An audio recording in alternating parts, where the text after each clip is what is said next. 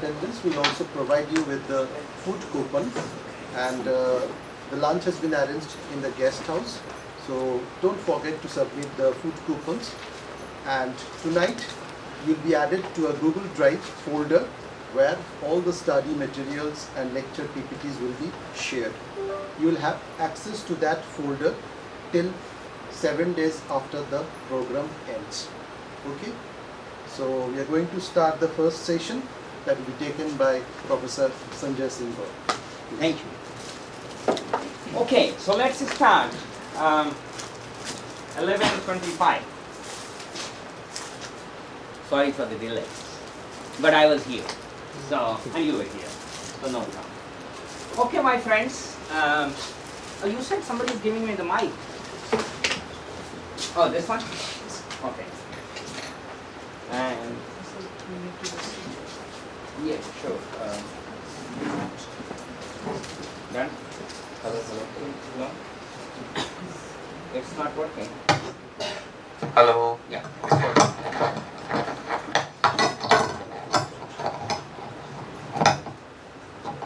Oh, it goes around the head. Does it go like that? Like this? Okay.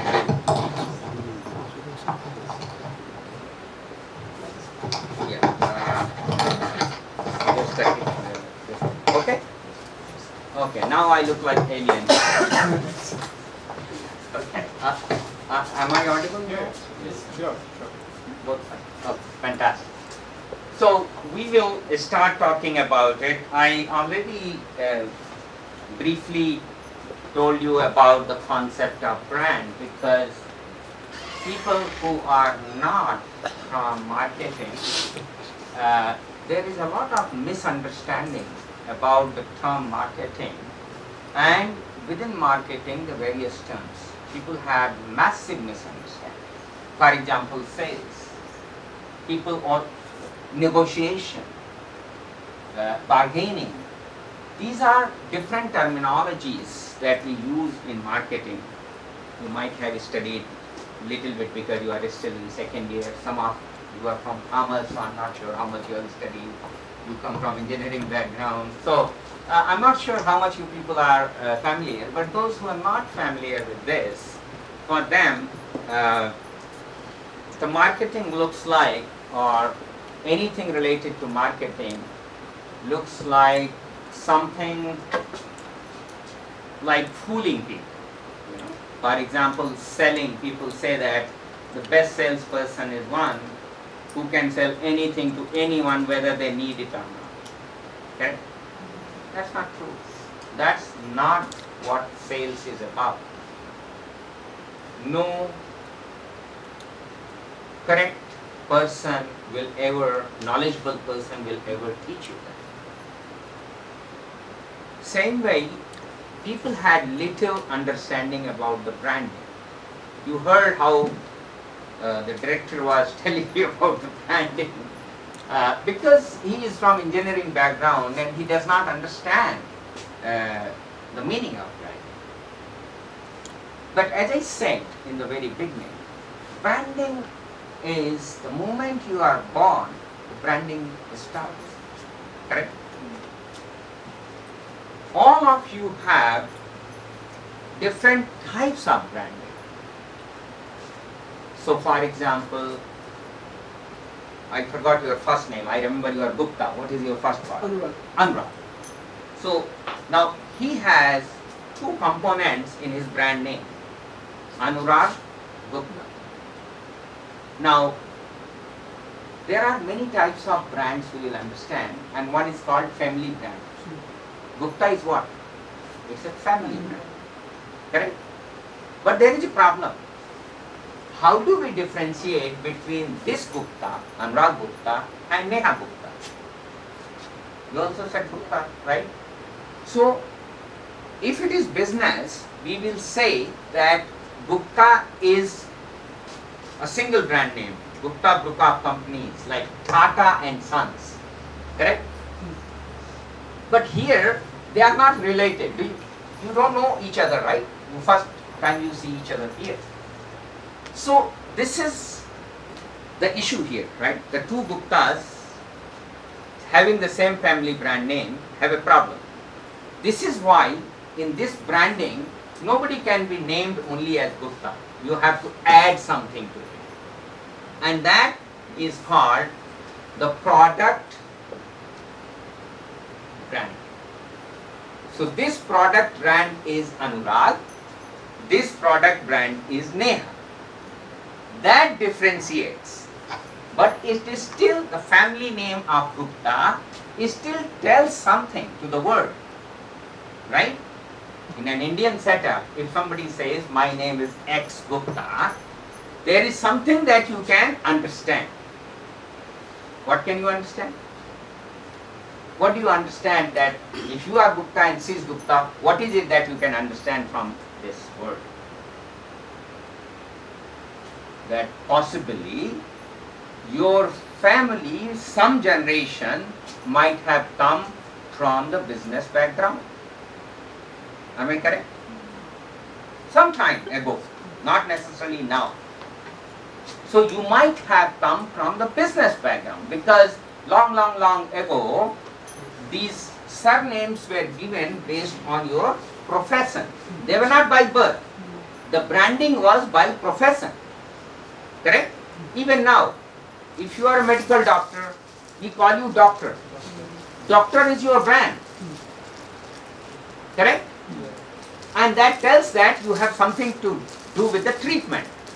And then we further specialize. We say cardiologist, oncologist, right? So that means it tells us more about that brand, that this fellow is dealing with heart part of the body or cardiovascular part of the body. Correct? So brand tells meaning. Brands are meaningful. I just took very simple example and I said that you are Gupta and she is Gupta, but there is that word Gupta tells something. Do you understand what I am saying here? It speaks something. We had your professor, he is Subroto Pandey. The word Pandey speaks several things, which he explained one part, that his family comes from northern India, correct? Because the word Pandey comes from the northern India. So that is that part. But Subroto, the Subroto word reflects what? The Bengali, something to do with the West Bengal, right? Or the eastern part of India, right? So you see the name speaks a lot. Why did I ask everyone to tell me the name? Why did I ask everyone to tell the city you are from? Because all these things speak about certain things. Is that correct? So this is brands are very simply to define who you are. Whether it's a product, it's a service. You look at the softwares. Salesforce as a company. Have you people studied about Salesforce? Have you heard? What is Salesforce? Tell me, what do you know about Salesforce? Anyone? Anyone knows anything about? It's a CRM, customer relationship management software, Okay. which helps to track down data, to keep data, acts as a database for many companies to track their clients, prospects. Okay. You are partially correct.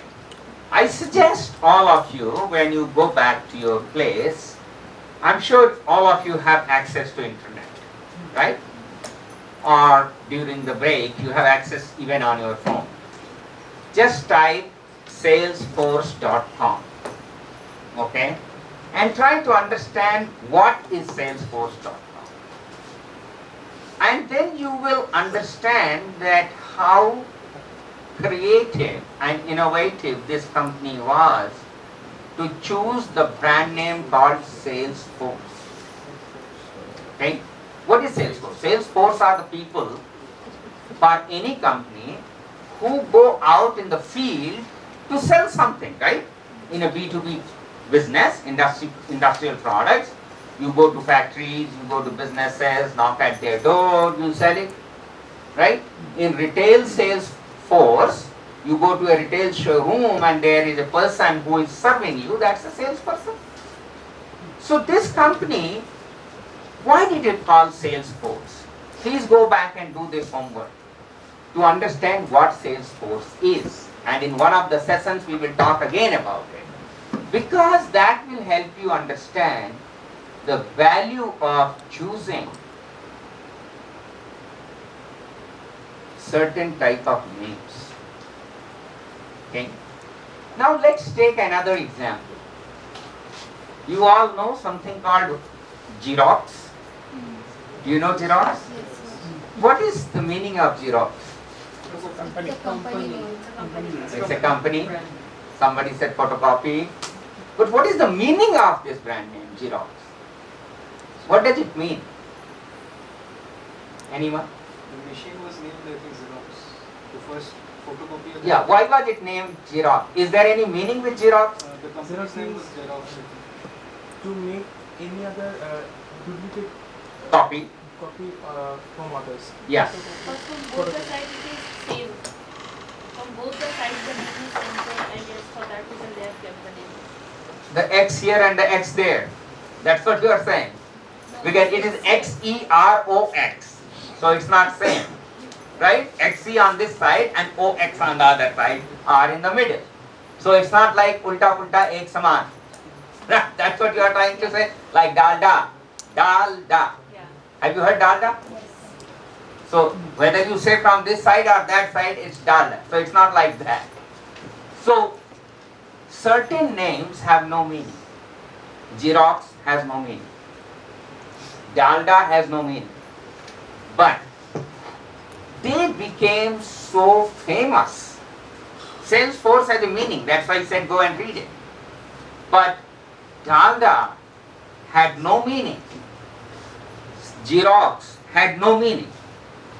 But they became, the branding was done in such a way that whole world, when they want to make a copy of anything, they use the term Xerox. Correct? You are making a copy of something. Right? The machine that you may use for making the copy could be from Canon or from Toshiba or from General Electric. So machine could be from anywhere, but you normally say, I will make Xerox. Okay? Some people have started saying photocopying, but a lot of people say Xerox. And the word Xerox has no meaning, but the branding exercise has created a meaning for it. You get the point? Same way, Dalda has nothing to do with the vegetable ghee. Right? It's a vegetable ghee. In Hindi they call it Vanaspati ghee. In Bengali maybe something else. Dalda. But there must be some meaning of what is the meaning of Vanaspati ghee in Bengali? Vanaspati ghee, vegetable ghee. How do you call that in Bengali? You call Dalda. Vanaspati? Vanaspati tail type. Now, what I am saying, that it is a vegetable ghee, right? Basically vegetable oil processed under certain chemical conditions so that it looks like a ghee and gets, it becomes a substitute for ghee, because for a long period of time India has shortage of milk, and India is a high milk consuming country. Not every country consumes milk. India is one of the highest milk consuming country, and therefore when the shortage of milk existed, the ghee is made from the milk. So you didn't have enough milk for feeding the children, the small kids. to feed them because they don't have teeth and they can't eat food and they need calcium and things like that. For several years you have to give them the milk. So we didn't have enough milk for children until one Mr. George Kurian. Do you know? Have you heard about the late George Kurian? Yeah? Who was he? Who is George Kurian, if you have heard? He's no more, he's dead. But who is George Kurian? Anyone? A brand in himself. Yeah, slightly what? I think he was called the father of white revolution. Yes, very good. He was called father of white revolution. And what is white revolution? White revolution is the white is the color of the milk. So Yes, it is regarded the revolution of the milk production. very good. So, excellent boy, you know good. So, white revolution means when we did not have enough milk, the revolution was brought by George Kurian to make India a milk affluent country. Okay, that's why he's called father of milk revolution. Now that you have given this answer, can anybody tell, and that's why he became a brand in itself, what is the brand that he has created? Which brand he is associated with? She is a professor. I'm not asking her, very knowledgeable professor. I'm so lucky to have her in this meeting. Okay, she has come all the way from Chennai. She is a professor and very respected professor. A lot of good research. Students love her.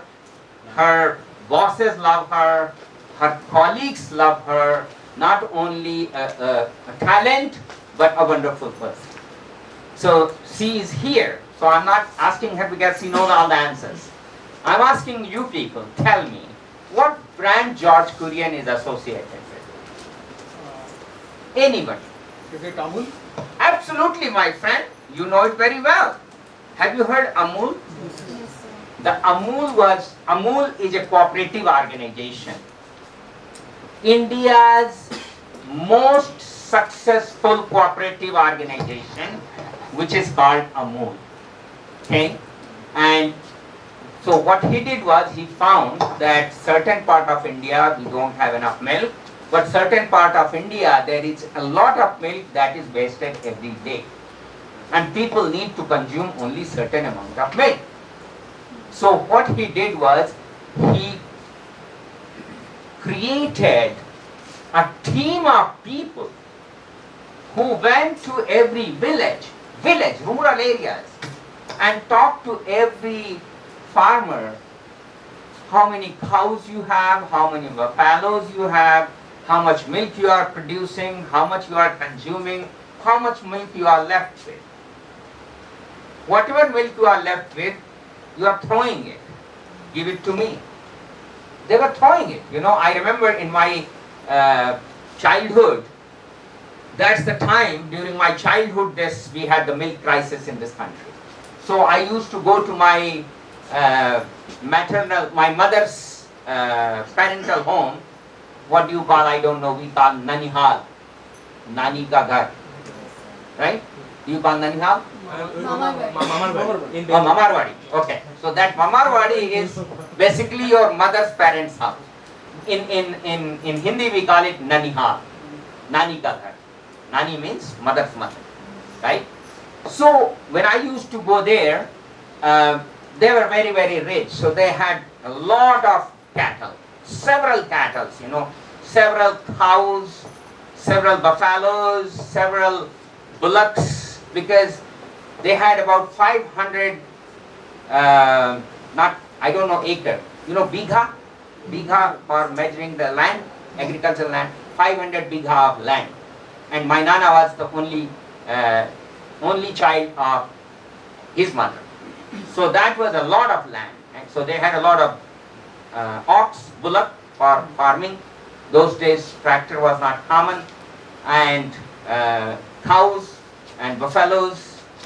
And there was a lot of milk every day. The servants will milk morning and evening, both time. A lot of milk will come. And as a child we used to see, oh my God, so much milk, you know. We used to see that, how that is being, the cow is being milked. So that was a good experience. But what I used to see that the milk was never finished. So what they do, they convert that into yogurt. Curd, I think, doi, dahi, curd, yogurt, whatever. So that was converted.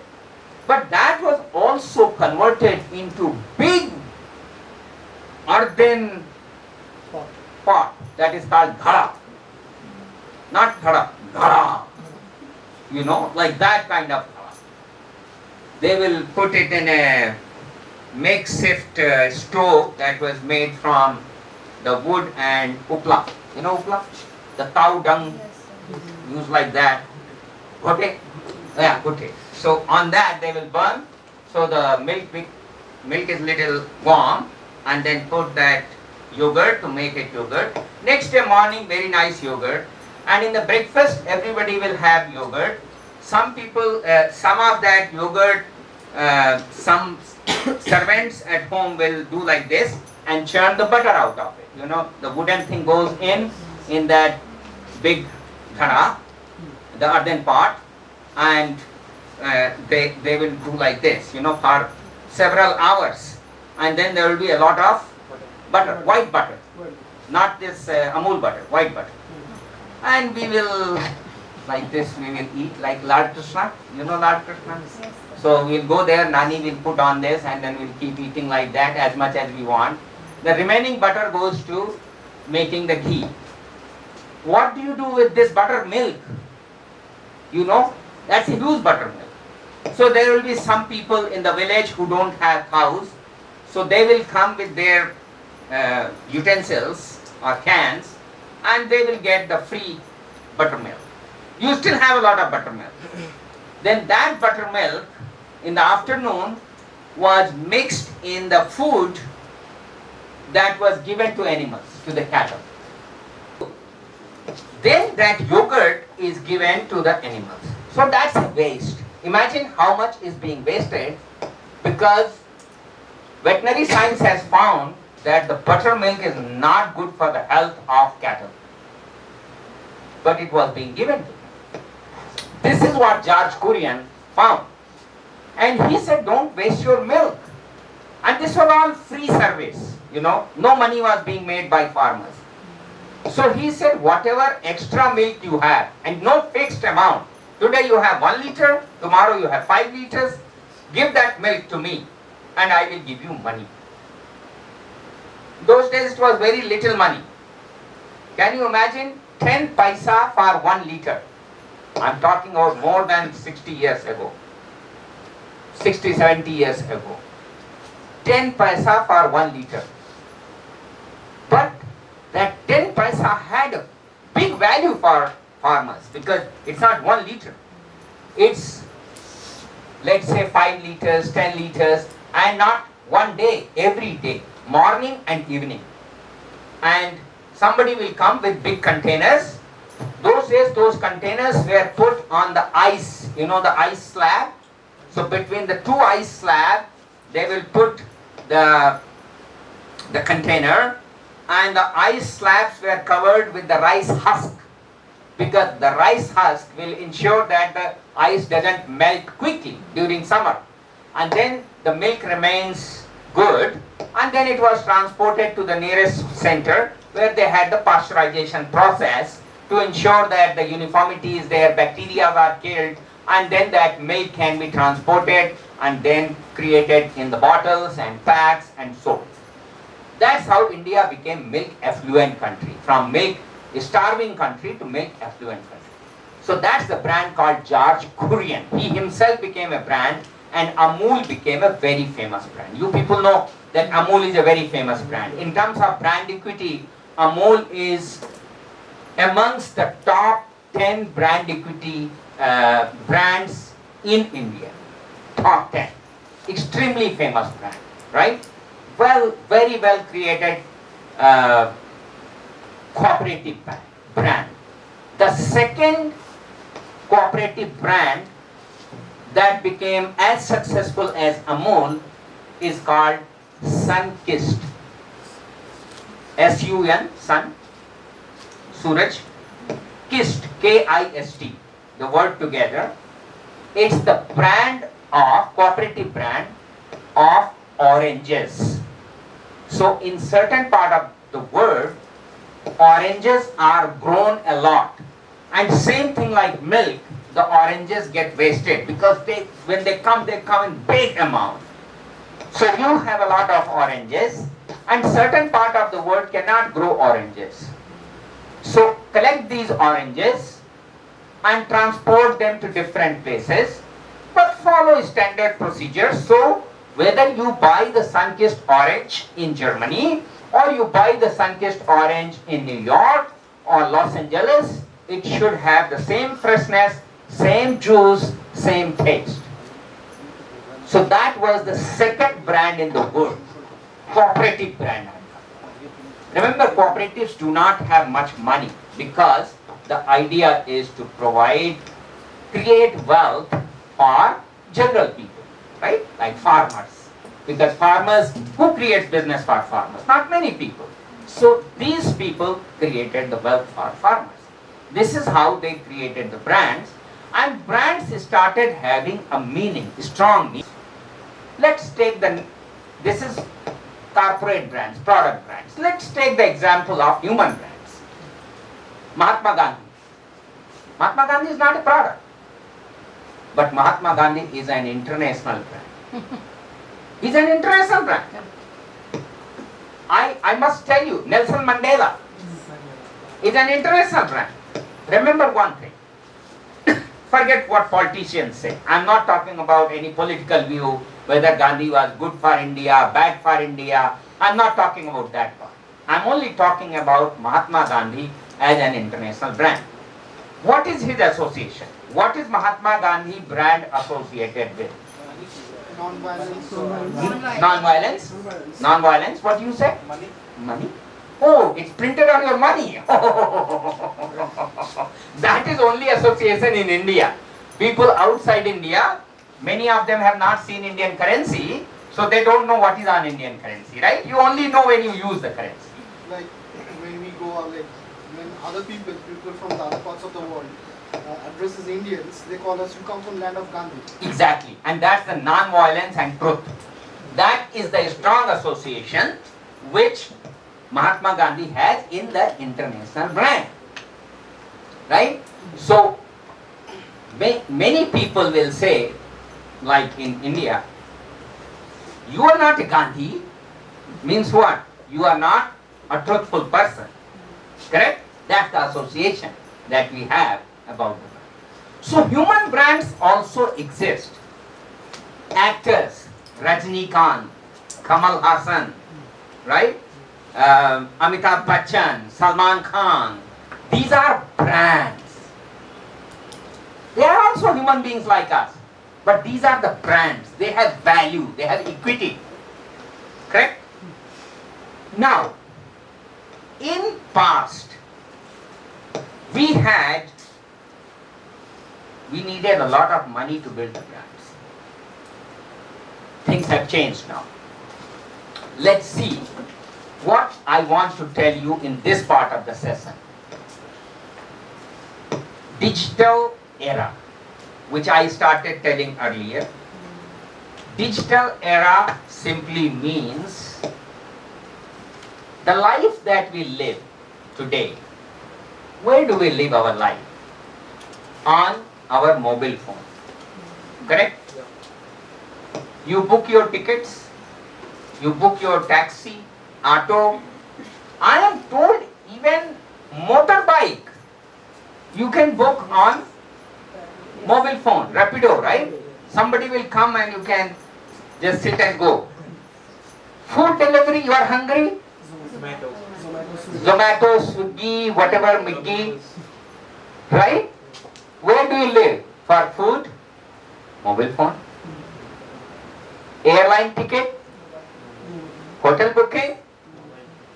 Payment for anything, even that chai ka tapri, that shop, pani puri, or you buy a chai wo chota sa in the rural area.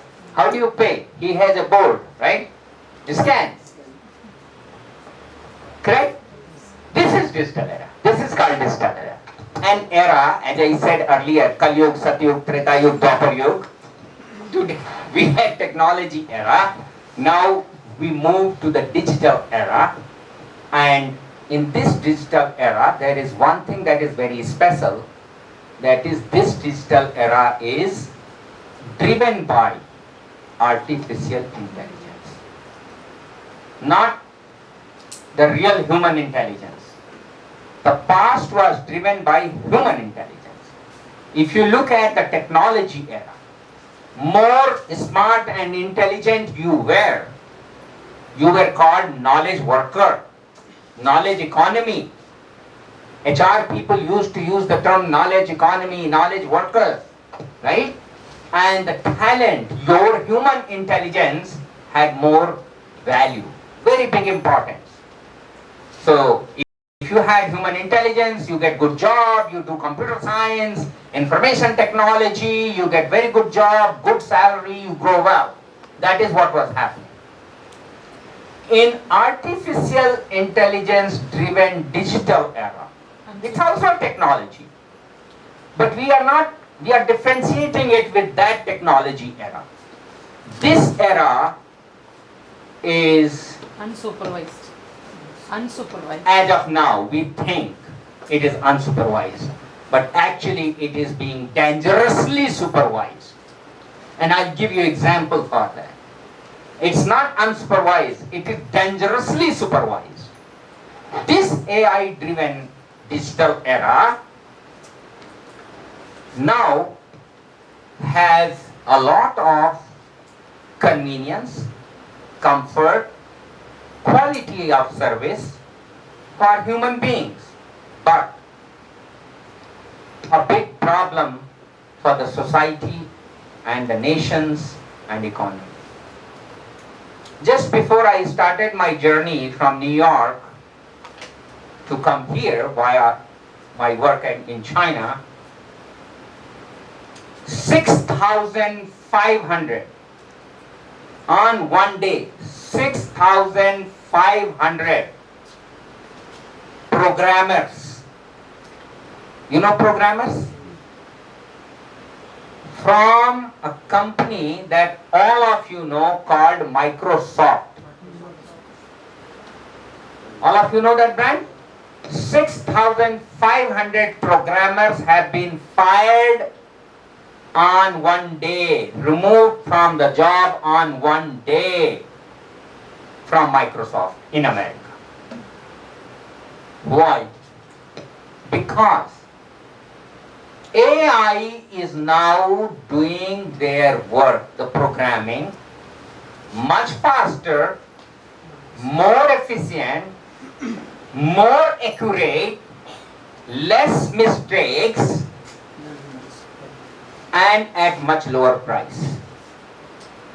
So, for company, if I am a company owner or shareholder, it's great because I'm saving money. I'm not only saving money, I'm also saving the hassles of dealing with human beings. Dealing with human beings is very difficult as compared to dealing with machines, right? Just think about it. If machine is trained properly, it will not use a single word in any communication. So AI now, I was talking about AI-driven digital era, is boom. It's really boom. America is planning in 10 years' time, the general doctor means when you have cough, cold, fever, pain, you normally go to a doctor. You don't go to a specialist, right? You go to some MBBS doctor. I think in India we call them physicians or something. Loosely we use that term. Physician is actually a specialization. He's a specialist. But we don't use it. We use the loose term and we call it physician, right? In US we call it general practitioner or family doctor. So because they are only supposed to practice general medicine. In 10 years' time, there will be no physician in America. There will be no job for physicians in America. Why? The government is developing the system. the NIH, National Institute of Health. That's the like the Medical Council of India. In US, we have what is called NIH, National Institute of Health, is developing a system to roll out within 10 years across the country, where you will interact on your phone with a digital doctor. That doctor is AI doctor. What does a normal doctor do when you go here? He says, what is the problem? You will say, doctor, I am feeling fever. I have pain in my leg. I have pain in my head. This is what he says. This is what you do with the doctor, right? Doctor will say, show your tongue. Right? Show your eyes. Show your ears. This is what doctor does normally. General doctor. I am not talking about specialist. And sometimes they may see redness here or on this side that tells them that there is an infection. So they may further recommend some blood test, pathology. You go, you get your blood test done, and then based on that, they give you the medicine. This is the process, right? The system that they are developing, this AI doctor, the AI doctor will do same. Today everybody has phone. Everybody has camera in their phone. And all your phones are AI enabled now. A lot of apps that you use on your phone, they are AI enabled apps. So this doctor is AI enabled. So what it does, first of all, it has all your history. All your history is stored. Then, because everybody in America has a unique medical record number. Not like you have UID here, Aadhaar card number, that is separate in US, that's a different thing. But every person also had what we call MRN, medical record number.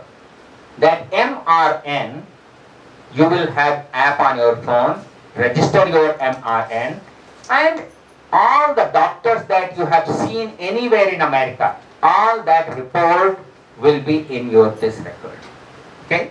Let's say I worked 10 years in Los Angeles, 5 years in Michigan, all that information is stored. So when I have problems sitting in my home in New York, I will see the app and I will say, doctor, I have this problem. And this good thing about this app is, I don't have to talk in English. Okay? I'm a Bengali. I feel more comfortable explaining my problem in Bengali. Because there are certain terms which we cannot translate in English. Every language, we have certain terms which we cannot explain in English. My wife has a big problem. For example, we call cramps, right? Cramp, everybody has heard cramps, and you might have heard cramps. Now, usually cramps are associated with your abdominal pain, usually. But the cramps can happen in any part of the body. But we don't call those as cramps, we give them a different name, pain or something else. So my wife sometimes gets the pain here in the leg, calf muscle. And that is in Hindi called patan ut rahi hai. Patan ut rahi hai means the pain is splitting this part. So that patan ut rahi hai, there is no translation in English. And the doctors in America don't understand patan ut rahi hai, what it means. The leg cramp, that's a leg cramp. So she tells that I have a leg cramp. But the leg cramp does not really explain the patan. The patan is a special pain, right? Like for stomach, we say maror ut raha hai, right? Have you heard about maror? That's a twisting pain that you feel sometimes, right? But in English, it's only a pain, stomach pain. There is no maror there, right? And they will say, is it a pinching pain? It is a pain like the weight on your belly, those kind of things. That doesn't explain our maror. The AI has that capability. So in AI, that AI doctor, in your language you speak, automatically it will detect. It will find out what maror actually means, okay? And then it will ask you to do the same thing. Open your mouth, and put the camera. So what doctor is physically seeing, now the camera is on, the light is going in, and the AI doctor is able to see. Put the camera on your right ear. Put the camera on your left ear. Put the camera to show your nostrils. Right? Put your finger on this. When you do this, it can scan what you do pathological tests. A lot of those like blood pressure, temperature, and many other even pathological tests can be conducted through this technology. So I don't go to the doctor. Now this doctor has recorded everything, and what it is doing? Sending this information to my chosen pharmacy. That chosen pharmacy has received the order. Automatically the payment, it will ask, the payment is done, medicine comes to my home. In 1 hour time from visiting the doctor without any wait. Here you go to the doctor with appointment, you have to wait, right?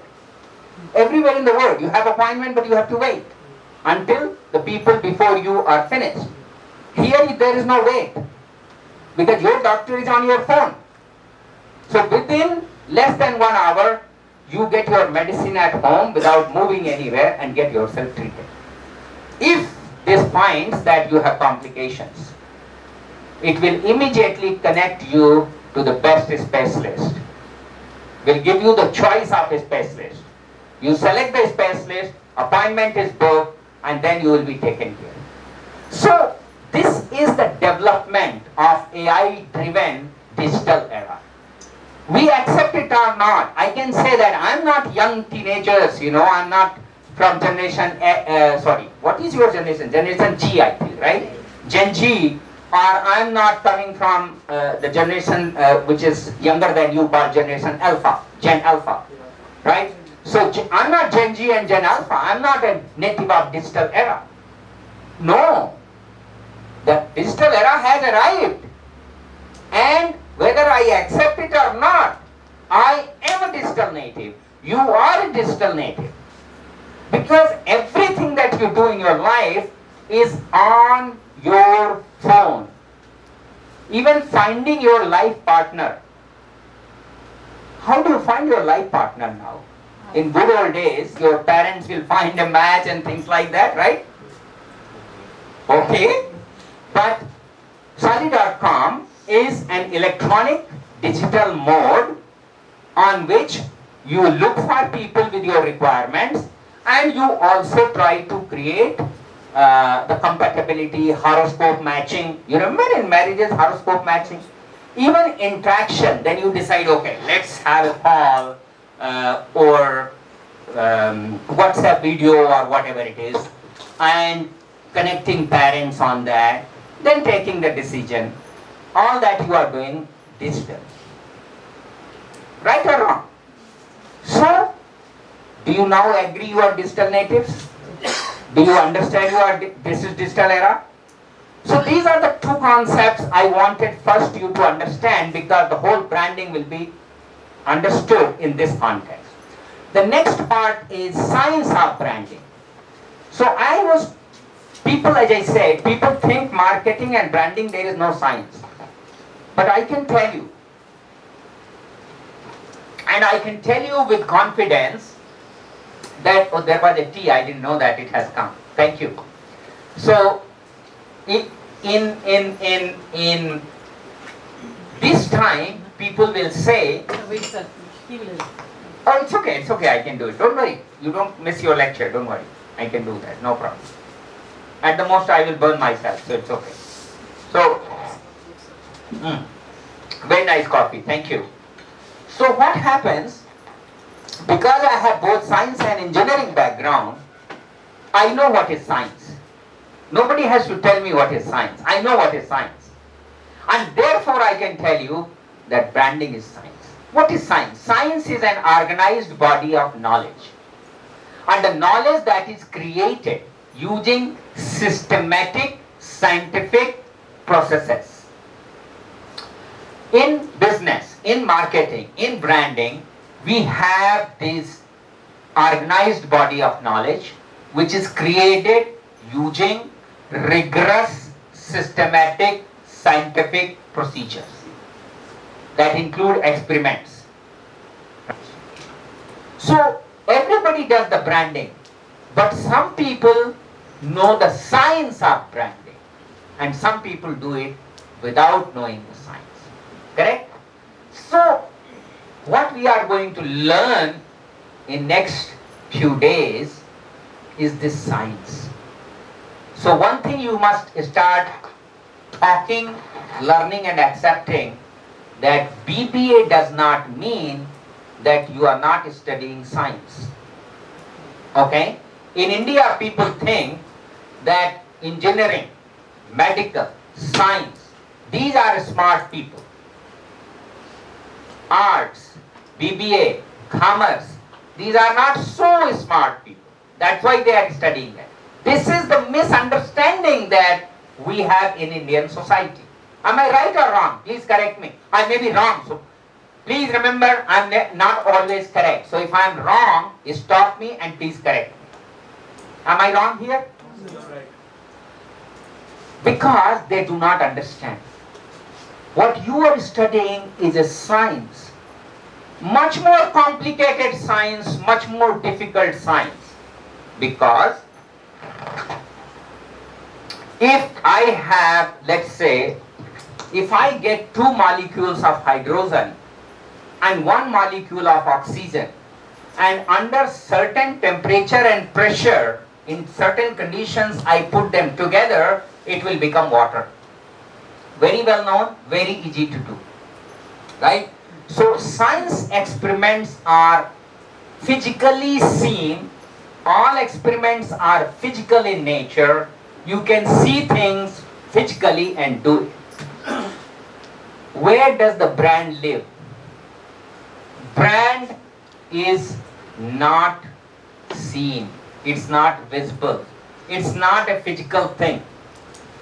This is a pen. And this pen has some brand which I can't read. No. Gold. What's that? Goldex. Goldex. So it has a brand called Goldex.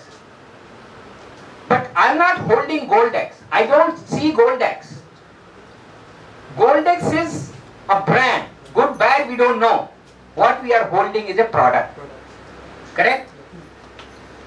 Goldex is a great pen or a bad pen. The word Goldex is a great or bad is in the minds. Brands exist in consumers' mind. Only in consumers' mind. McDonald's burger, or somebody was talking Domino's pizza, is a good pizza as compared to Sangeet's pizza. Reality may be Sangeet creates a pizza store, pizza brand, Sangeet's pizza, and is much more delicious and tastier than Domino's pizza. But that Sangeet's brand is not in consumers' mind yet. What about Domino's? Domino's is in everyone's mind. It is only in the mind that we think Domino's pizza is the best. Correct? So brands, remember this part, brands exist in consumers' mind. Something that exists in consumers' mind or something that you have to create in consumers' mind is the toughest science. It's the toughest science. Why? Can I open your brain? No. Can I see your mind? No. I can't read it. I can't see it. I can't tear it. How do I put it? How do I do my experiment to get the brand in your mind? Is that not the toughest part in life? Toughest, right? We always tell our friends, you don't understand me. We talk like this with our friends. You don't understand me. Why? Because what I want you to understand about me does not match in my thinking, in my mind, in my perception with what I think you think about me. I don't know what you think about me, but I have a perception about what you think about me. Understand? I have tremendous respect for Professor Datta. Very huge respect for him. Now, I can say this, I have tremendous respect for you, Dr. Datta. That's correct, right? Your surname is Dr. Datta, right? Okay. Datta. That's your surname. I'm using Dr. Datta. Okay. Because I have to respect you. You are much senior to me. So, Dr. Datta, I can say I respect you a lot. He may believe it, he may not believe it. That statement is very difficult. I really respect him or I do not respect him. How does he know? Can he really read my brain, my mind, or my heart? But as I said, it's not easy to read. It's not easy to create position and really check. That is why I say branding is the toughest science in the world. Anything that has to deal with doing something in consumer's mind is the toughest thing to do in the world. Just think about it. Your parents cannot influence your mind, with whom you have spent your life, right? Your mother has not only given birth to you, but also the life to you. Imagine if she has not fed you, she has not taught you to walk, she has not taught you to speak, you will not be able to do anything. That's the difference between human and animals, right? Animal mother and father cannot teach their children, but human do that. Do we get influenced by our parents easily? Some yes, but majority of us don't. In fact, we start thinking, they are outdated, old generation. Right? This is why branding is the toughest side. So, how do we make it easy? How do we make it easy as experts? That's why we get the money. I am the branding expert from New York University talking to you, and I get from industry my consultancy fee $5,000 for one day. Even Indian clients pay me $5,000. Chinese clients and Middle Eastern clients, it's double rate, $10,000 for one day. Because they are not our friends. And I am born Indian. I am no more Indian citizen, but I am born. I have Indian blood. So special rate for India and different rate for China and Middle East. Different rates. And they have money also. They have more money. So they should give me more money. So double or sometimes more than double. In fact, Saudi Arabia I charge 4 times. From Saudi Arabia I charge 4 times. And they happily give me money. Because demand-supply gap and brand. Brand in their mind. You know. For everybody the brand is not important. For somebody Domino's is more important. For somebody any pizza will work. Right? So that is why any pizza may be 50 rupees, Domino's may be 500 rupees. I don't know the real price. I'm just giving comparison.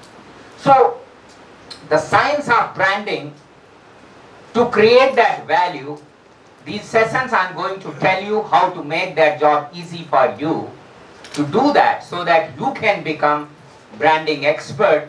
Even if you don't work as a brand manager in company, remember one thing.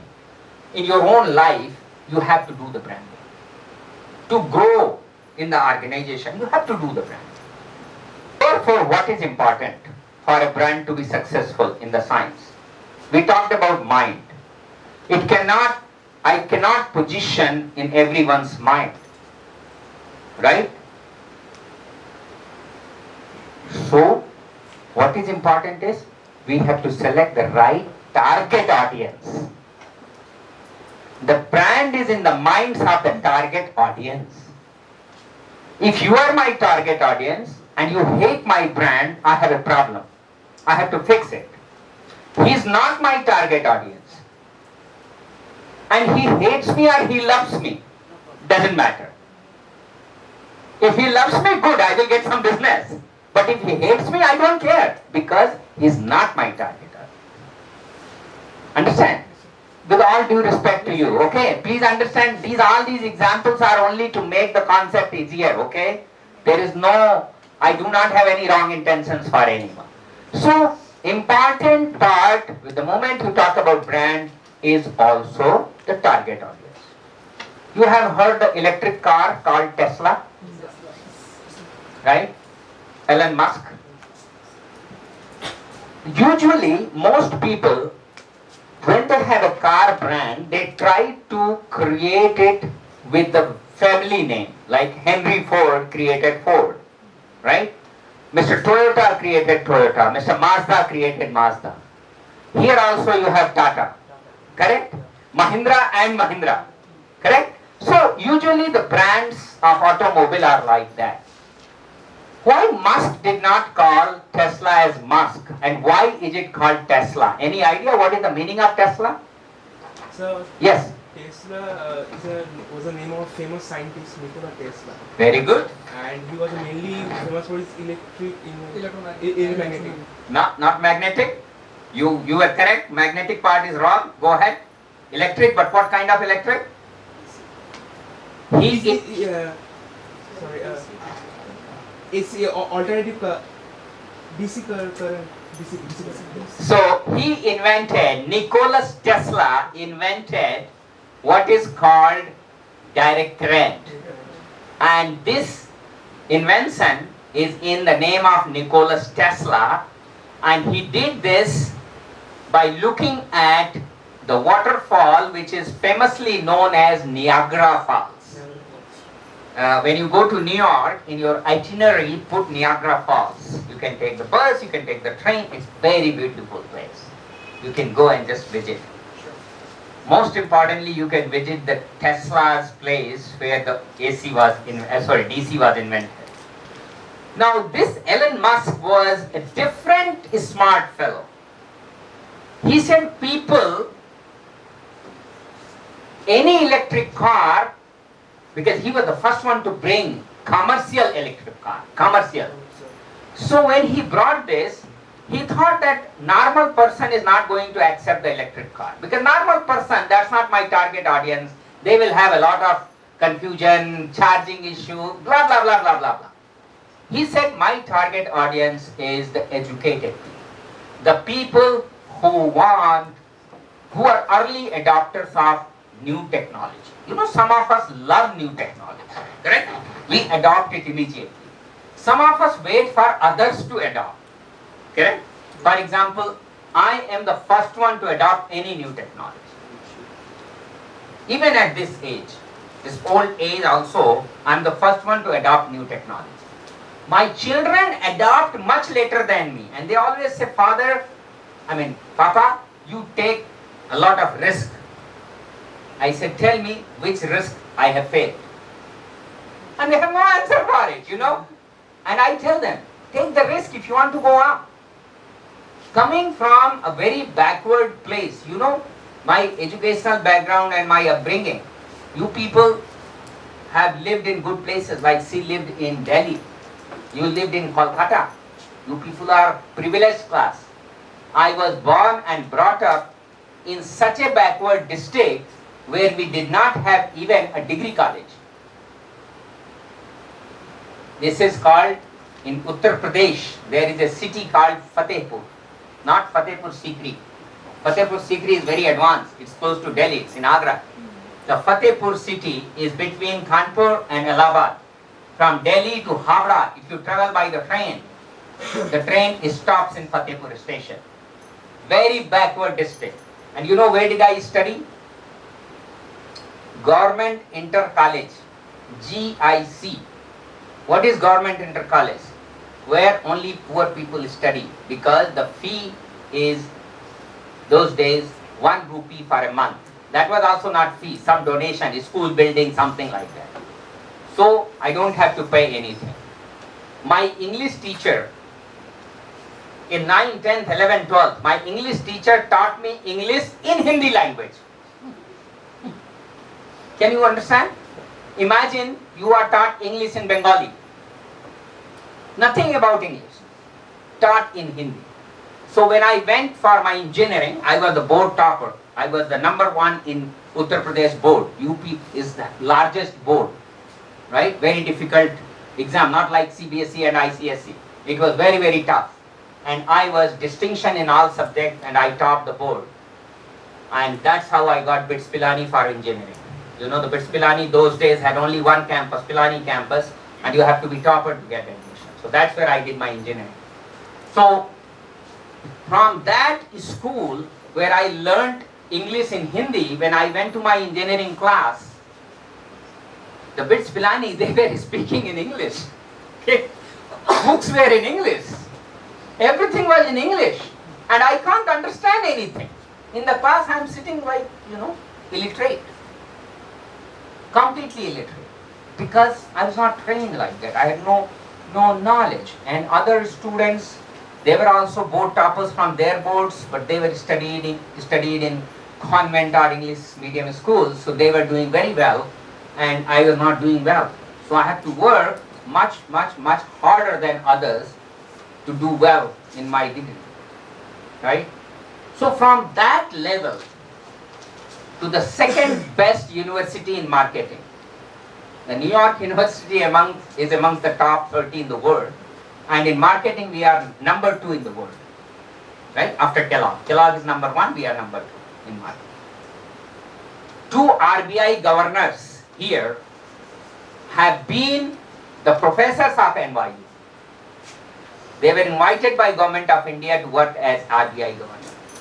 So those are the kind of professors we have. That's the kind of colleagues we have at NYU. Reaching that level, creating that situation, platform, is the branding.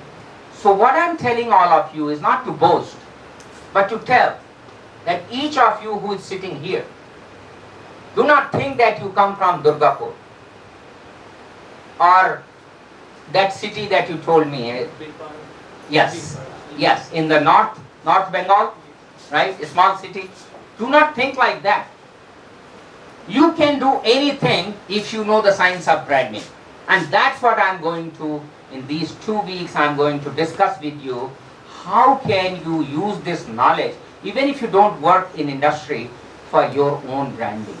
There is something called, a field called personal branding, self-branding. That's very, very important. Who knows you for what? You people are business students. Have you heard Philip Kotler? Yes, Is he a brand? sir. How big? Very big brand.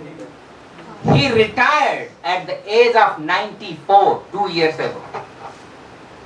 94, until age of 94 he was professor.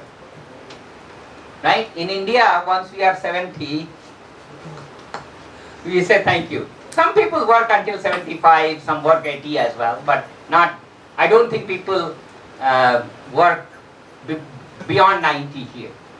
So 90, now he's 96, 94 he retired. Just the royalty from his books. He has written books which are still used all over the world, not just India, all over the world, including America to China. They are used. China, because they cannot read English, it's a lot of Chinese.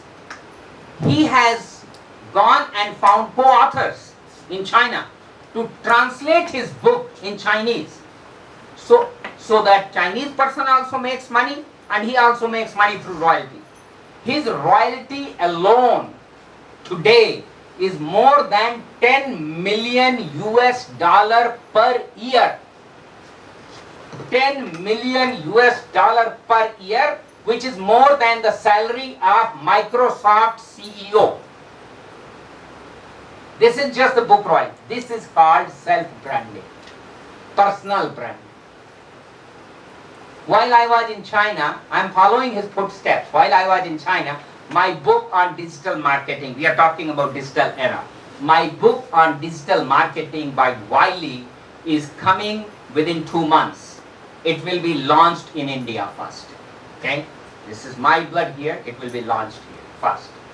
And then, following his footsteps, I will get it translated. I already had a contract with a Chinese professor and head of marketing department in my collaborative university in China. He will translate it in Chinese so that it will become used in China. I have a collaborator in Saudi Arabia. He will translate it in Arabic. So the Middle Eastern part of the world will use my book, right? So this is my 6th book, but now I have thought about this because digital marketing is a very important topic, and every university now has a subject, a course on this. So this book is going to create a brand. So now you see how you create the brand? So this is a step towards creating or enhancing my global brand. We all are same human beings. There is no difference between me and you. Exactly same. Maybe you are better than me in every respect. But working towards the brand using the science. So that's the knowledge, please look forward. The last thing is understanding the difference between brand versus product. I already did that by taking the example of this pen. Pen is a product. Goldex is a brand. What is this phone? Redmi. So this is a smartphone. This is also a smartphone. What is the difference between these two phones? Two different brands. But the same functions, Same functions. right? Both are the instrument for communication, correct? And information. Both instruments are providing the same function. From product point of view, functionality point of view, they are same. From product point of view, both of them are called smartphone. But one has got a label called Redmi and another has got an apple that is already eaten by a bite, right? What must be the price difference? What is the price for this one? Yes, 9,000. $9,000? No. Ah. Rupees. Oh, 9,000 Yes, rupees. sir. So this is $100. $100. How much is this? How much do you get a iPhone in this country? Only $499, $500. $500? Is it? No. $500. Who gives a smartphone? I'll buy many. I mean Apple phone. How much is the price you said here? $1,400. $1,400. You are correct. You are correct. Correct. How much in Indian rupees you said? Yeah, so $1,400 is about 1.3, 1.4 lakhs. So that's the price for iPhone, right? Apple iPhone. So this is the brand, correct? That's it. There is nothing else. This is the difference between brand and product. What is it that I am wearing in my eyes? An eyeglass. What is its job? A blind man who cannot see anything clearly, by putting this can see everything clearly, right? That's the function of the glass. I think you also have the glasses. It's the same function. You have the same thing. So a glass is a glass is a glass, correct? But there is something different here. If you will read this carefully, can you read anything written here? What is Boss? It's a brand. The Hugo Boss is for men's. It is ultra luxury brand. You know luxury and there is ultra luxury brand. So that's the brand that this frame is being used, right? Extremely light, very flexible. You can see on the way I slept or whatever it is. So these things are little gone out of the way. When I go back to US, it's guaranteed for life. So they will fix it for free, very easily. But guaranteed for life has no meaning. You know why? Because the power changes. So next year I will have another glasses. So what is the meaning of guaranteed for life? But that's the guarantee for life. So now this is a brand. This is eyeglass. As a product, it's eyeglass, right? As a brand, and where does that brand exist? Many of you even didn't know about Hugo Boss, right? Of course, he knows. But not everybody knew about the brand. Because right now you are a student, correct? So you are not into the ultra luxury consumption. But then there are people there is a segment that is ultra luxury segment. In that segment, from distance people will know that this is the Boss, right? This is Hugo Boss. I think its cover also has something special that it says. Tomorrow I will show you what it says. So this is brand, that's called brand. So just for that, the material cost may not be very different from this versus your glasses, material cost. But just because of the name, because of the brand, like I told you, the Philip Kotler royalty at 96 is more than the salary of CEO of Microsoft, right?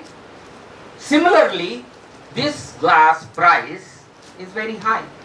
Any guess what could be its price? Price of this glass? Bosch brand? Any guess?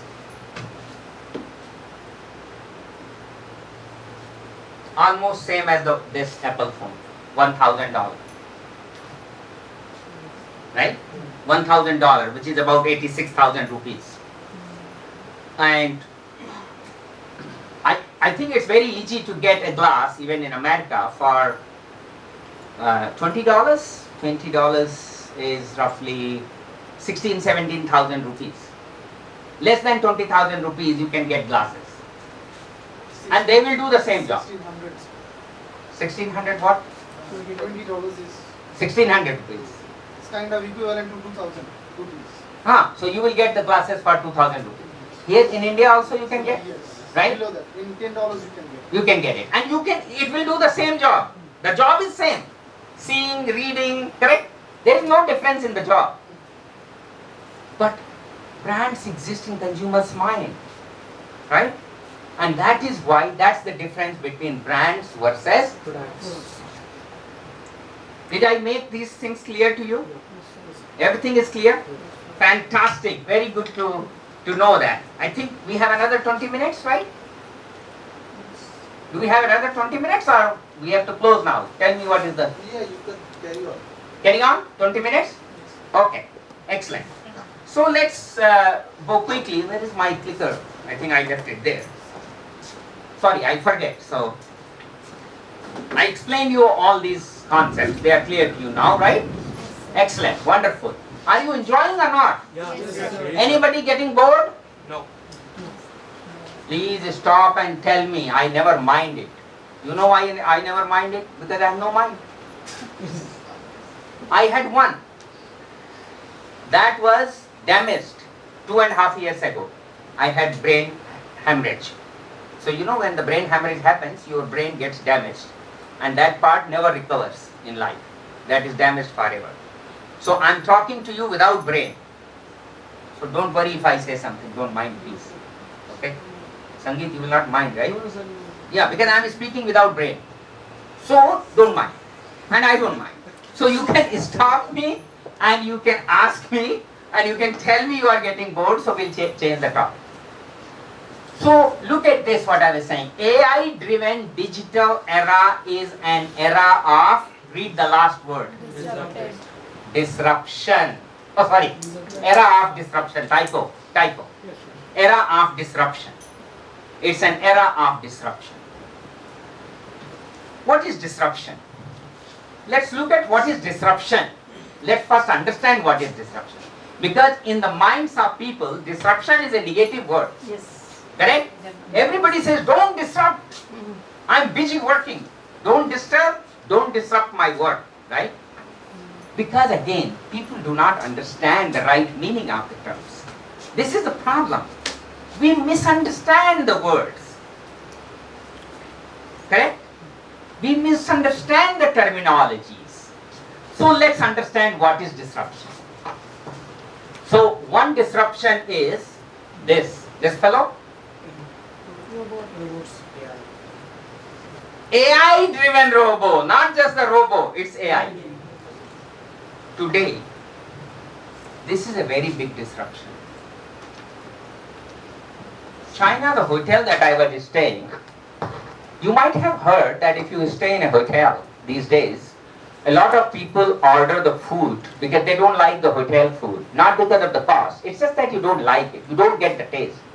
Like this madam here, for her, if she doesn't get at least one time a nice South Indian food, she doesn't feel satisfied. So, and that food is not in our guest house. So what will she do? She will use Swiggy, Zomato, something to order the food. Now, if that food comes, the reception at the hotel, or guest house, sorry, can tell him, okay, madam is in room this, you go and deliver. He may come, deliver to her. But there is a safety issue. There is a security issue. Right? The guy who comes, we don't know what kind of guy is that. So, that person coming to the door and personally delivering is no more welcome. In many parts of the world, it's no more welcome. So what I found in this Chinese hotel where I was staying, a wonderful hotel, people were booking. So for example, actually I developed the sore throat. When I landed, I developed the sore throat. And that was not because I had corona, but that was that was because, unfortunately, the cab that took me from airport to the hotel, Not pollution. huh? Pollution. No, not pollution, because inside the car you have the AC, but Smoking. he was a smoker. The problem with the smokers is that you are not smoking inside the car, but the smoke remains with your clothes. And when you sit inside the car and AC is on, that smoke spreads. So that smoke, I'm a non-smoker. And also I'm a non-alcoholic. Because I'm a poor guy. I cannot afford to buy liquor, I cannot afford to buy beer and cigarette. Poor people don't afford, only rich people afford, right? So, inside I developed allergy and very severe throat pain. I was thinking, how am I going to work with this throat pain? So in the hotel, I have that app, AI-driven app. I talk to the doctor. The doctor is Chinese. He can only speak Chinese. And I do not speak even single word of Chinese. So I explained him everything in English. He received all my communication in Chinese. He spoke in Chinese, but I received all the communication in English. It was video call. I showed him tongue, everything, so he found that I have little bit, not infection, but it's the allergic inflammation. Infection can also cause inflammation, but allergic inflammation is different from bacterial and viral inflammation.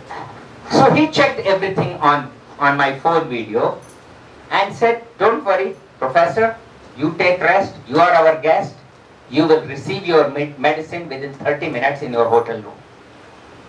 So medicine came, the pharmacy person gave the medicine to receptionist, front desk person. Big hotel, very good quality hotel, there is only 2 receptionists there for check-in, check-out. What happens? This receptionist takes the medicine packet and gives this to that AI human. And she puts it in her pocket. So she has a pocket. Okay?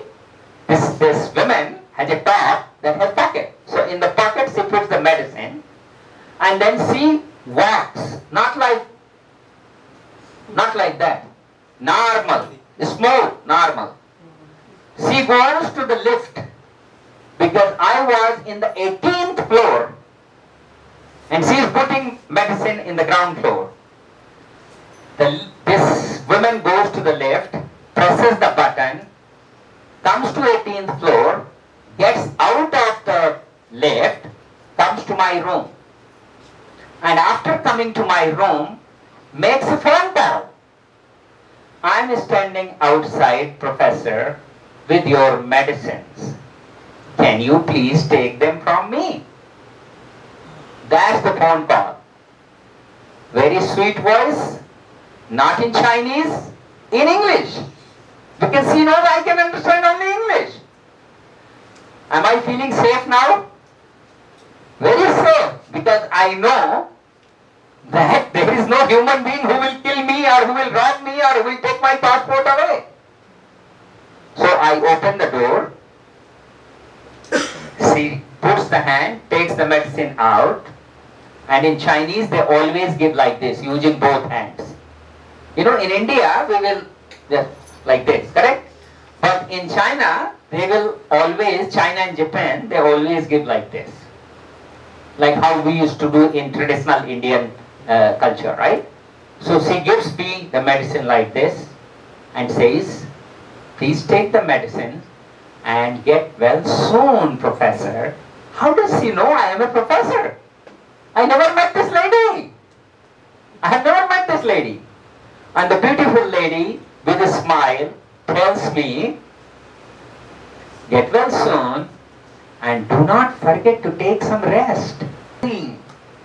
So this is an example of the disruption. Disrupted?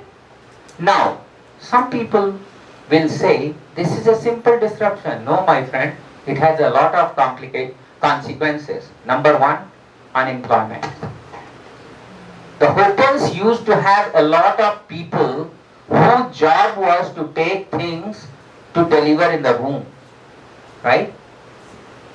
What about their jobs?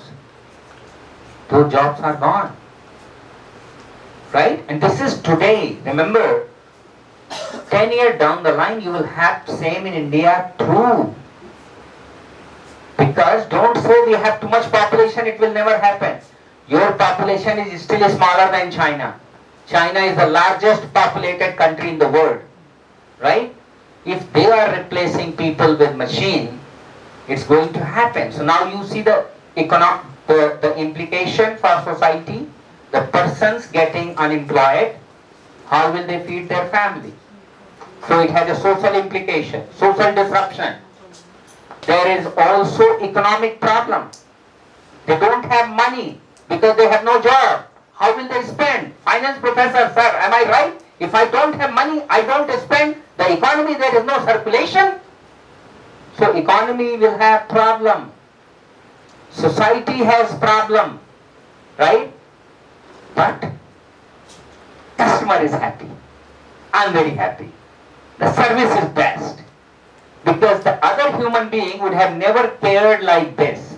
Would have forgotten to tell. He might have remembered but forgotten. More importantly, Chinese cannot speak English. Even those professors with whom I work, they cannot speak English. So you know how we work? With the machine. He speaks in Chinese, machine translates in English, I speak in English, machine translates to him in Chinese. Correct. Then India and China are the next superpower. Asia is going to be the hub. The world economy center will be in Asia. In your time. Our time will be over. Your time. 10 to 20 years maximum. Asia is the place. So, now let's look at what is disruption. What is disruption? Now, disrupt in business.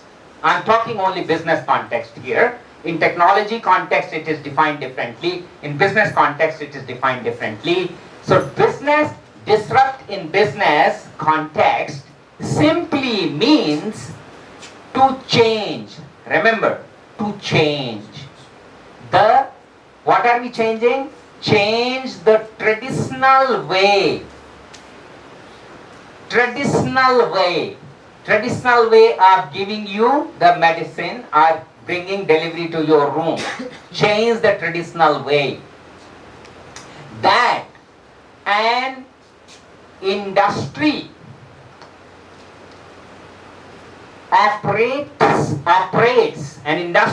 operates in certain traditional way, changing that especially in a new and effective way.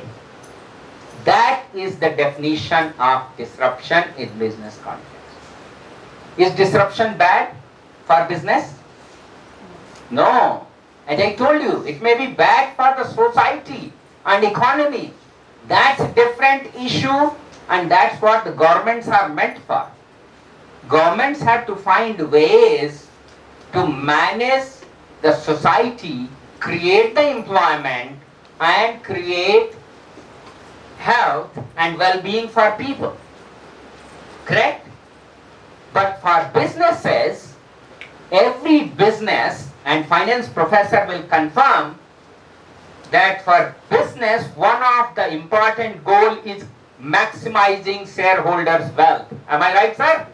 Shareholders' wealth maximization is important part. And therefore, this disruption for business is so positive. Finding new ways in which traditionally the industry has been operating, but new and effective way to change that. So now you see the hotel service is changing in a new and effective way. Okay, so disruption in business does not have concrete meaning. Because it is always based on the context of the world around us. How we define, how we look at the disruption, it depends on the context. It has no concrete meaning. For technology, let us say your company is providing services worldwide, correct? Using certain, the disruption will mean that a completely new technology can come up and your way of doing may become outdated unless you improve, right? Unless you adopt, improve, change. So if you continue with your traditional way, for you the meaning of disruption is damaging. But for those who use those newer methods, for them the disruption is boon, positive. Am I clear to all of you? So this is an important part of AI-driven digital era. You are going to live in a disrupted era. What does it mean? In your BBA, you are learning something. Okay? And I am very happy that you came for this program. The government of India has made this program so cheap for the scholars, right? Faculty also, 4,000 rupees, what do you get in today's time? For students, I think it's 2,000 rupees, right? What do you get in 2,000 rupees? This is government of India subsidized program. There should be more people to take the advantage. I'm very happy that you guys have come. And if any of your friends still want to come, you can talk to them and request professors, they may still accept them. One day lost, but they may still accept them. So I don't know. You can talk to them. You can talk to those two guys sitting there, that Sujit and Sandeep, they can help you. If anybody is interested, your colleagues interested. Because remember one thing, the world is going to change. This knowledge that you acquired today in your BBA program will get you the job maybe for 3 years. After 3 years, you will be out of job. If you do not disrupt yourself, if you do not find ways to do things differently and effective and in a newer way.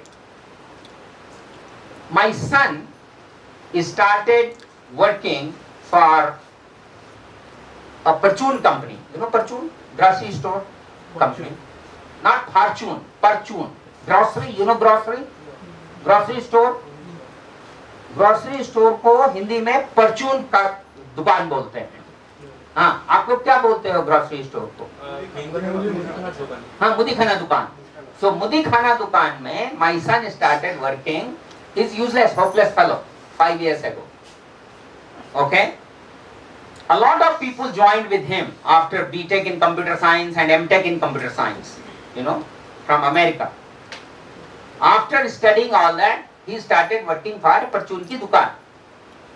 A lot of people who joined with him have already been fired. because they did not upgrade themselves. And my son kept on getting promoted. He just got a promotion 1 week before I came. And his salary is 3 times more than my salary. He's 31-year-old, works for Parchun ki dukaan and gets 3 times more salary than me. With 33-year experience and so much global experience, working in the top university, 3 times more than me. You know what is the name of his Parchun ki dukaan? No. Amazon. Who said that? You said that? You are very smart girl. Amazon is a Parchun ki dukaan, right? You buy everything on Amazon. So he is a senior data scientist in Amazon. I call him ki you are working for Parchun ki dukaan. You should not read it. वो गुप्ता जी लोगों के पास ऐसा दुकान होता था, right? So I said you should have started your dukaan. So what I'm saying, he kept every day he keeps upgrading himself. He finds that data science thing. He finds people think data science is a fixed thing. There is no evolution in that. But this guy every day learns something in such a way that he does things in a different way to save a lot of money for his set. Parchun ki dukaan ka set hota hai na? That is Jeff Bezos. Okay? So for company he saves money. And what is he focusing on? I'll tell you very simple, one simple thing that has saved 50 billion US dollar for Amazon in 3 months time.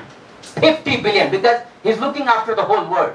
What he does is, he looks after the payment system. When you use Amazon or Flipkart or whatever website, you buy something online and your credit card gets declined or debit card gets declined. For you there is no problem. You don't lose anything.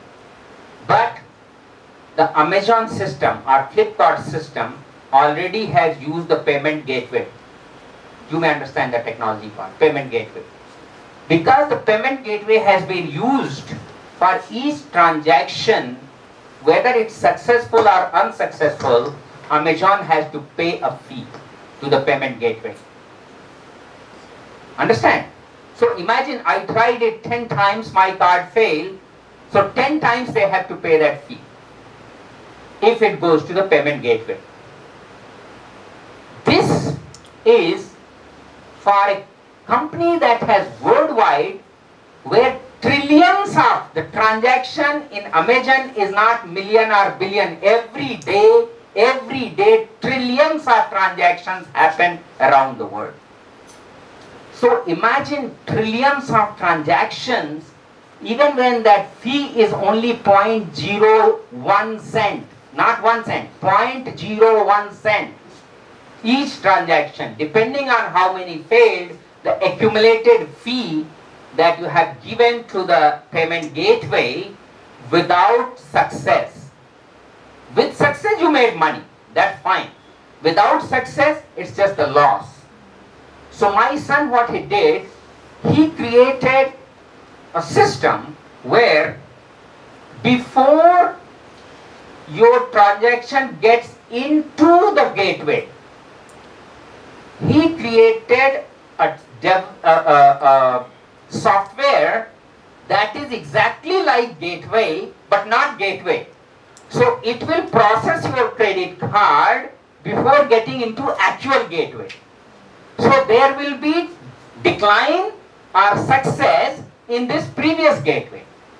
That previous gateway is owned by Amazon, developed by my son. So whom do you pay the fee? Nobody. It's free for you. Correct? But now only successful transaction, only successful card will pass to the real gateway where you pay the fee. So the fee that you are paying for this was eliminated. And that's why the moment he did this and they found in 1 quarter this is the gain, they called him and said, we are promoting you to the next level. And why? Because they don't want him to leave the company. Now that he has done this, every e-commerce company wants him. You know, that he can do something new. That's what I'm saying. He did his master's in computer science from US, bachelor's in computer science from Auckland University in New Zealand, because we lived there. But he didn't stop learning. Disruption. The new professor, that is the biggest competition for all of us, is called Professor ChatGPT. And the new also comes Meta AI. Meta AI, DeepSeek, Professor DeepSeek, Grok AI. Grok AI. So these professors are so smart. They make you learn things faster, easier, right? And the way you want to learn it and the time when you want to learn it. So we professors, my friend, we have a big competition with that kind of fellow who is not visible because it's on the phone, it's everywhere, right? So that means the challenge for me is to become better than that Professor AI. I have to disrupt my ways. Every semester I change my slides, every semester I change assignment, every semester I change my syllabus. Every semester. Of course, at New York we have freedom. It's not like in many institutions in India, you are given something approved by UGC, AICTE, you have to look like this, you can't do like this, right? I'm not saying in IT and IITs they are different, but many institutions are bound by those regulations. So that's a big competition. So disruption for all of us. Nobody is exception in this room. Nobody is exception. Unless we want to retire. But if we want to be Philip Kotler, we have to disrupt our way of doing things. We have to disrupt ourselves in everyday life.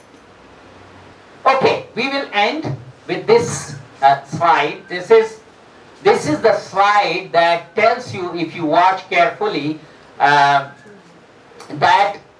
every aspect of our life is now AI-driven digital era. If you start here, actually somehow the picture got distorted, I don't know why, and you see this kind of thing here. But originally, this first one is about learning. Okay, so teaching and learning, what I was trying to tell you earlier, teaching and learning process is facilitated now by AI.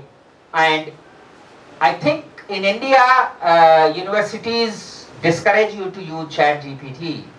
But at NYU, we train our students to use ChatGPT. And in our syllabus, I write and I tell in the class, please use ChatGPT. For what? It's a generative AI. As you know, there are two types of AI, agentic and generative, right? The generative AI can increase your creativity. So we tell them what to use, how to use, where to use. But we also have capability because we have disrupted. So we know whether the assignment is copied from AI or AI was used as a help, as a resource to develop your assignment. Challenge for us is to create an assignment or a project where you cannot get the output just from ChatGPT, but you can get the information. Like earlier, if you have to do assignment, what do? You go to library, you read the books, you use sources to get the information, right? But different institutions have different amount of resources. ChatGPT brings all the students in the world to the same platform. It's based on large learning model. There are so many AI engines coming, but as of now, the ChatGPT is the best because large learning models work based on the amount of information they have, and ChatGPT has the largest intellectual information as of now in its database. DeepSeek from China is moving in a big direction and much faster speed, so that may replace, but I'm not sure whether China government will permit DeepSeek to be used outside China later on, because they are always worried about their security. But ChatGPT is already providing you. So for example, if you wanted to know the various perspective on brand equity, you have to read so many books, so many journals, so many things to find out. With ChatGPT, one right comment, please provide details about various perspectives on brand equity. You get all important information. Now you go deeper into those. Do the analysis of that. Based on that, then I create an assignment which you cannot copy. And you all are going to have an assignment in this course as well, where you can use ChatGPT, but you will not be able to create it with ChatGPT. You have to work hard. Okay? So I will end here, but what I was saying, learning, the second one is the medicine, pharmaceutical, chemical, science part, the funnel you see there. The science is the scientific experiments are a lot more easier. Drug designing is a lot more easier with the AI-driven digital era. Energy generation, distribution, management, all that is now managed by AI. At my home, I have a small device fitted by my electricity company. That device is very intelligent and it regulates my electricity consumption and does the pricing accordingly. Depending on when I'm consuming, how much I'm consuming on real-time basis. So it is on the distribution side, but even generation, distribution, consumption, all that is developed by that. This one that you see there, this is about games and war and games. War is also a game of a different kind, political game, diplomatic game, political game. So those are also now driven by AI. What happened between Pakistan and India just few days ago or few weeks ago? Do you know those drones and why Indian defense system was able to capture everything on time and could not let them damage us? Is because our AI-enabled technology was much advanced, right? So that was all. The wars are now AI-enabled technology. That whole system is actually AI-enabled, and so that is the wars as well as the games that you play. They are all AI-enabled. There are devices for sports, like you play cricket, for example, or tennis. Now there are rackets and bats coming with small AI devices that can record all your actions and everything, and then you go back, download that on your computer, and it will tell you what was wrong with you, what should you improve, how should you improve. So imagine you don't need a real coach. That coach will give you much better training to improve your performance. So that's all AI is doing there. Here that we see, which is again not very visible to you, but this is about growth planning, development for the organization, business strategies. AI is enabling in a big way in doing that. And the last one is about communication. Our communication today is AI enabled, and more it will become AI enabled. As I told you that the Chinese fellow is speaking in Chinese with the machine and I'm speaking in English, the two professors interacting. Now imagine the machine understands very quickly my accent. In every language we have different accent, right? So it understands my accent and it starts translating the Chinese in the accent that I can understand. And understands that Chinese accent, because they also have many dialects and many accents, and my English communication was translated in that dialect of China and that accent which that fellow understands. This is AI enabled. As I told you, even the doctors in US, the whole system of communication with the doctors is being changed through the AI enablement. So this is why this was the simplest public application. Do you remember what is this? Do you know what is this? Google Map. Have you used AI on Google Map? There is one box. You click on that, then you put your camera around like this, then it keeps telling you go this way, that way, everything. You know that? That's first AI public application. Commercial public application that was provided by Google. So from this point, now we are on all these points. Is this clear, my friends? So we will end here because we have a lunch time now, everybody is hungry, and I think later on Professor Datta will talk to you about from financial perspective, and I will see you again tomorrow.